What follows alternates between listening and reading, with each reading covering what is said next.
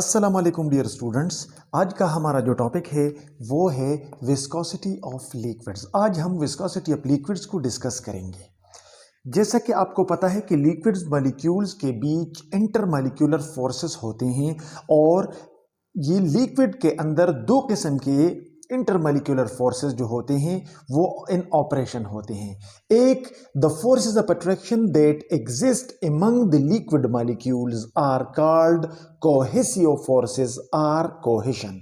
Liquid molecule के एक दूसरे को जो अट्रैक्ट करते हैं उस फोर्स को हम कोहेसिव फोर्स या कोहेशन कहते हैं, यानी intermolecular force existing among the liquid is called cohesive force. ठीक है। और दूसरा है adhesive force, the force of attraction that exist between the liquid molecule and the wall of container in which a liquid is present. अगर कोई liquid किसी बर्तन में पड़ा है, किसी कंटेनर में पड़ा है, तो उस कंटेनर के वॉल और लिक्विड मॉलिक्यूल के बीच का जो इंटरेक्शन होता है उसको हम एडहेशन या एडहेसिव फोर्सेस, उन फोर्सेस को हम कहते हैं। ठीक है। अब लिक्विड जब फ्लो करता है तो liquid flows in the form of various layers. यहां पे मैंने शो किया हुआ है कि एक ट्यूब में लिक्विड फ्लो कर रहा है, तो ये liquid actually flows in the form of molecular layers, और ये मॉलिक्यूल्स एक दूसरे के ऊपर स्लाइड ओवर करते हैं। ये मॉलिक्यूल एक दूसरे के ऊपर फ्लो करते हैं और ये मॉलिक्यूल एक दूसरे के साथ इंटरमॉलिक्यूलर फोर्सेस या कोहेसिव फोर्सेस के जरिए कनेक्टेड है। लिहाजा जब एक मॉलिक्यूलर लेयर दूसरे मॉलिक्यूलर लेयर के ऊपर फ्लो करता है तो इंटरमॉलिक्यूलर फोर्स ऑफ अट्रैक्शन या कोहेसिव फोर्सेस इसके मोमेंट को रोकने की कोशिश करता है, और इसी तरह लिक्विड के फ्लो में रेजिस्टेंस ऑफर होता है, और इस रेजिस्टेंस को हम विस्कोसिटी ऑफ लिक्विड्स कहते हैं। और इसको हम इस तरह डिफाइन करते हैं कि the resistance of liquids to its flow is called viscosity of liquid। जब लिक्विड फ्लो करता है तो लिक्विड के मॉलिक्यूल लिक्विड के फ्लो को जो रेजिस्टेंस ऑफर करते हैं उस रेजिस्टेंस को हम उस लिक्विड का विस्कोसिटी कहते हैं। यानी viscosity is actually the resistance to the flow of liquid. लिहाजा अगर विस्कोसिटी ज्यादा होगी तो लिक्विड स्लोली फ्लो करेगा, मतलब कि लिक्विड की जो फ्लूइडिटी है वो कम होगी। यानी viscosity is inversely related to fluidity. अगर विस्कोसिटी ज्यादा होगी तो फ्लूइडिटी कम होगी और लिक्विड स्लो मूव करेगा, और अगर विस्कोसिटी कम होगी तो लिक्विड तेज फ्लो करेगा तो उसकी फ्लूइडिटी ज्यादा होगी। अब there are certain factors which affect viscosity, हम उनको डिस्कस करने जा रहे हैं। उनमें से जो पहला फैक्टर है दैट इज इंटरमॉलिक्यूलर फोर्सेस। जिस तरह अभी अभी हमने डिस्कस कर लिया कि विस्कोसिटी का जो मेन फैक्टर है जो काज करता है विस्कोसिटी के इफेक्ट को, वो है इंटरमॉलिक्यूलर फोर्सेस या कोहेसिव फोर्सेस। अगर कोहेसिव फोर्सेस लिक्विड मॉलिक्यूल्स के बीच ज्यादा है तो लिक्विड मॉलिक्यूल्स के लेयर्स एक दूसरे को टाइटली होल्ड कर चुके होंगे, और लिक्विड मॉलिक्यूल्स जब फ्लो करेगा तो हाई रेजिस्टेंस ऑफर होगी और विस्कोसिटी बहुत ज्यादा होगी। लिहाजा greater the intermolecular forces in the liquid greater will B viscosity of that liquid. For example Honey बहुत विस्कस है क्योंकि हनी में वेरी स्ट्रांग हाइड्रोजन बॉन्डिंग है। इसी तरह वाटर जो है उसकी विस्कोसिटी अल्कोहल से ज्यादा है because of the stronger intermolecular forces in water as compare to alcohols. Second जो फैक्टर है वो है temperature. So viscosity is inversely related to temperature. अगर टेम्परेचर ज्यादा होगा तो मॉलिक्यूल्स की काइनेटिक एनर्जी ज्यादा होगी, और जब काइनेटिक एनर्जी ज्यादा होगी तो मॉलिक्यूलर मोमेंट ज्यादा होगा, और जब मोमेंट ज्यादा होगा तो मॉलिक्यूल के बीच डिस्टेंसेस पैदा हो जाएंगे, और जब डिस्टेंसेस पैदा हो जाएंगे तो इंटरमॉलिक्यूलर फोर्सेस डिक्रीज हो जाएगी, वीक हो जाएगी, और जब इंटरमॉलिक्यूलर फोर्सेस वीक हो जाएगी तो लेस रेजिस्टेंस ऑफर होगा, यानी विस्कोसिटी जो है वो क्या हो जाएगी, वो डिक्रीज हो जाएगी और फ्लूइडिटी इंक्रीज हो जाएगी। ठीक है। सो ये दूसरा फैक्टर हो गया। तीसरा जो फैक्टर है वो है मॉलिक्यूलर साइज।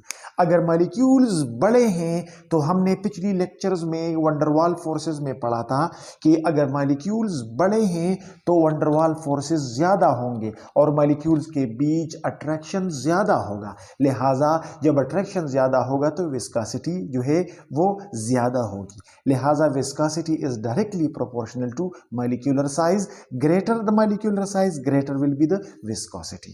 और जो चौथा फैक्टर है वो है मॉलिक्यूलर शेप।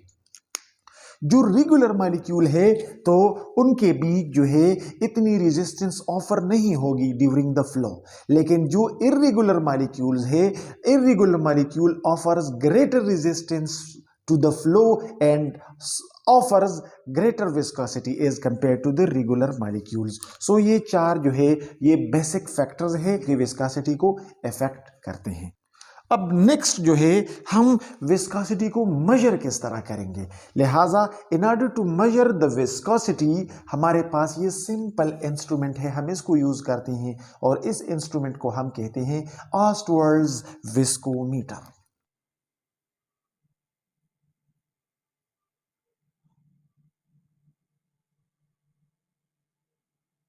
ऑस्टवर्ड विस्कोमीटर इसी तरह का एक आला होता है जिसमें दो बल्ब होते हैं। अब यहां पे देखिए, यहां पे आपको एक मार्क X नजर आ रहा है और यहां पे मार्क Y नजर आ रहा है। जिस लिक्विड का हम विस्कोसिटी मालूम करना चाहते हैं उसको हम इस विस्कोमीटर के अंदर भर देते हैं पॉइंट X तक और फिर हम इसको under the action of gravity release कर लेते हैं ताकि ये लिक्विड फ्लो डाउन करके मार्क Y तक आ जाता है और इस दौरान हम टाइम नोट कर लेते हैं और इस लिक्विड का डेंसिटी जो है और time during flow from X to Y हम इसको नोट कर लेते हैं और इस इक्वेशन को यूज करके हम लिक्विड का जो है विस्कोसिटी मालूम करते हैं कि eta L is equal to density of liquid multiplied by time of flow of liquid from mark X to mark Y। So ये इक्वेशन हम इस्तेमाल करते हैं एब्सोल्यूट विस्कोसिटी के लिए, लेकिन नॉर्मली हम विस्कोसिटी को रिलेटिव टू वाटर लेते हैं।